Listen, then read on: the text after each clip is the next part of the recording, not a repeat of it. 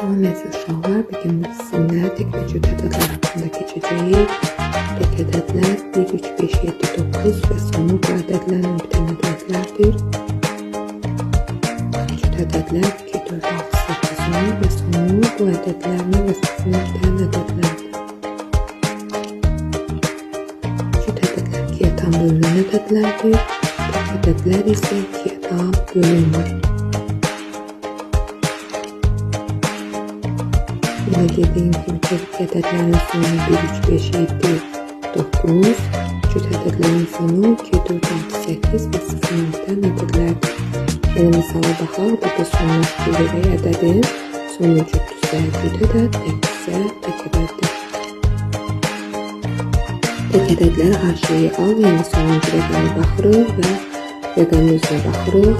2 cütdür, 5 təkdir, 13